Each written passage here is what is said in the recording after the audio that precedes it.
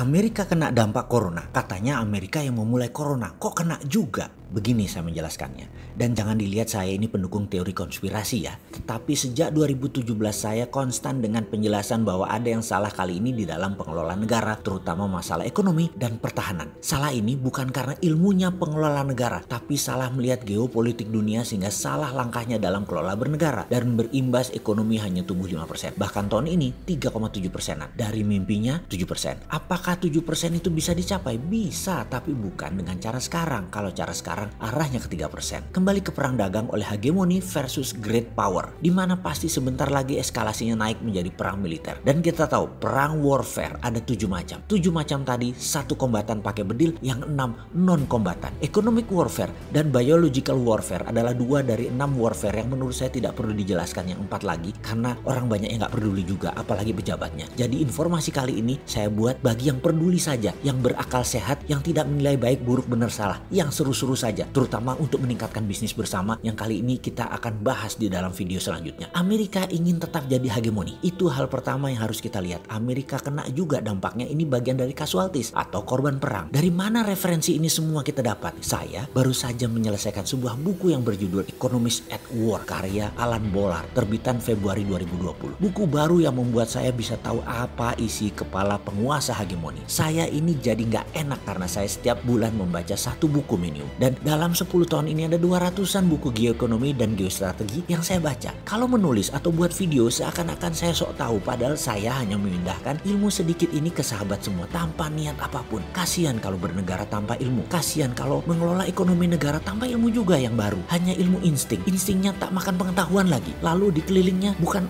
think tank kaum cendekia, yang ada hanya kaum oportunis, ekonomis, dan para politikus. Kita jadi malu kalau dibandingkan dengan think tank negara lain. Kembali ke topik setelah nyinyir. Maaf ya, nyinyir ini hanya untuk memancing emosi agar informasi selanjutnya ditonton sampai selesai. Dalam buku The Economist at War tersebut dikatakan kita bisa melihat bahwa bunga bank akan jadi 0. Saya ngakak bacanya karena MMT memang dipakai oleh Trump kali ini untuk memprinting money. Sekali lagi kita ulangi, untuk printing money, menerbitkan dolar new value. Perlu perang. Uang dolar lama itu dicetak sudah ribuan kali dari sektor real alias kertas lebih banyak dari underlying bisnisnya. Sama seperti tahun 2008, kertas 100 kali lebih banyak dari jumlah properti yang dibangun. Ya harus di reset lah value-nya. Di bail out semua keuangan dengan printing money baru. Kertas lama, paper lama jadi nggak berlaku. Kemudian keuangan jadi normal kembali. Sekarang printing money baru untuk menjadikan hegemoni. Perang harus dilakukan seperti pada tahun 1929. Ekonomi dan saham bursanya tinggal 10% alias turun 90% di tahun 1930-an resesi. Yang peranglah solusinya. Sekalian reset value. Tahun 1939-1940, John Maynard Keynes melakukan seperti dalam buku klasik How to Pay for the War, menghitung biaya perang, lalu mencetak uang dari tin air untuk membiayai perang. Ini sudah dikode Amerika.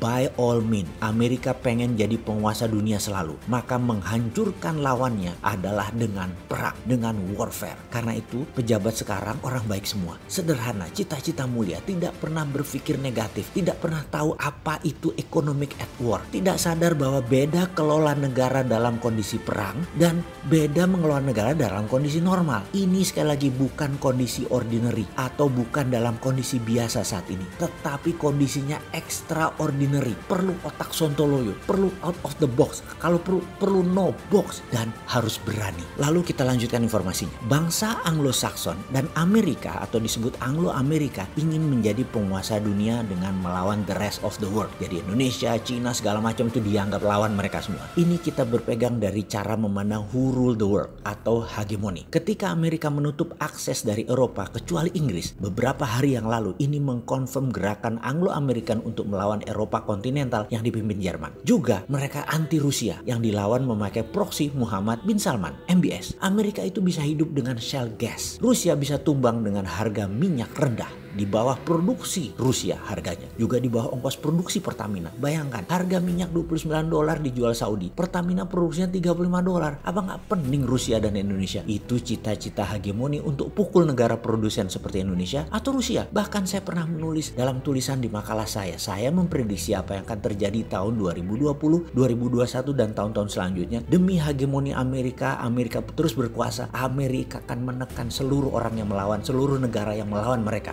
hegemoni pasti akan melakukan dollar reset value. Maka itu puncak perang mutakhir atau perang dunia ketiga akan dilakukan. Langkahnya setelah perang dagang adalah perang currency, perang teknologi. Perang dagang membuat dunia bubrah, ambyar, di mana nanti terjadi keseimbangan baru dan Indonesia pada saat itu harus nyalip di tikungan. Apa yang Indonesia harus lakukan sebelum semua ini terjadi? Inilah kunci video ini dibuat. Sebelum ke sana, kita jelaskan dulu apa yang terjadi di sini. Ini bukan analisa, ini fakta apa yang terjadi, sudah terjadi, dan dengan mudah kita menebak apa yang akan terjadi. Kenalkah Anda dengan istilah political tightening? Oke, kalau bertanya pada sahabat mungkin sedikit yang tahu karena kita masyarakat sudah sibuk mencari sesuap nasi, menutup ongkos harian, dan mengurusi keluarga. Tapi para pejabat negara, kalian tahu dong apa itu political tightening? Enggak juga, belum ikut Lemhanas ya? Kok bisa jadi pejabat ya? Yowis lah, kita lanjut. Males ngurusi beginian. Yang penting sudah duduk di kursi jabatan. Yowis, aman ya? Oke, kita lanjut. Kita bisa memahami political tightening ketika kita memahami geopolitik tightening dunia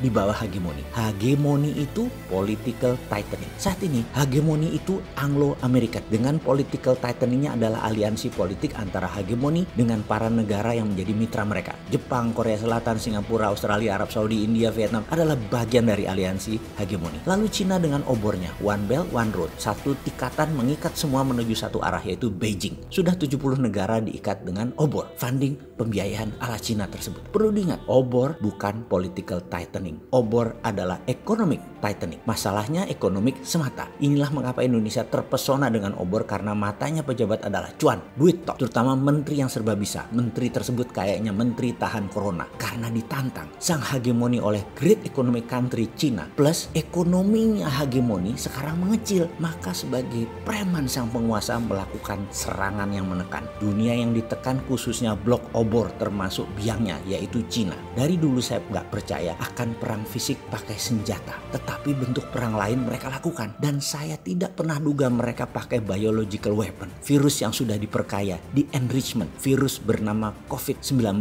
ditambah dibantingnya harga minyak mentah turun di bawah $30. Bubrah semua ekonomi dan bubrah semua tatanan sosial dunia. Asli saya secara pribadi tidak membaca hal tersebut, namun tujuan hegemoni sang incumbent tetap sama. Win the war, memenangkan peperangan. Strategi hegemoni sudah basah mandi sekalian, itu dilakukan Trump sekarang. Jadi saya pernah mengingatkan di video yang lalu, saya memilih Bernie Sanders jadi presiden Amerika jauh-jauh hari. Saya tidak setuju Trump. Namun Trump juga ingin berkuasa, tidak ingin melawan Bernie. Bisa batal strategi kaum Zabatai mengendalikan dunia melalui Trump. Trump tetap ingin menang, jadi dia memilih lawannya dari Demokrat, Joe Biden. Wapresnya Obama dulu yang lebih gampang dikalahin Trump. Jadi memenangkan perang sebelum pemilihan presiden Amerika itu agenda Trump dan Partai Republik. Cina dan aliansi teman-temannya Cina sebelum Oktober 2020 harus tumbang. Ini sadis sekali, tapi itu strategi hegemoni. Karena hegemoni sesungguhnya adalah penganut MMT, printing money. Dan printing money yang paling efektif adalah kalau bunga 0%. Dan ketika kemarin diumumkan suku bunga Federal Reserve adalah 0%, ini kode di mana dalam buku MMT Economist at War, printing money sebagai dollar new value akan segera dilakukan. Dollar reset value ini akan mengakibatkan yang pegang dolar lama siap-siap miskin. Oke, sahabat, sudah mulai kebayang apa yang akan terjadi ke depan. Kita akan melihat ini semua sebagai peluang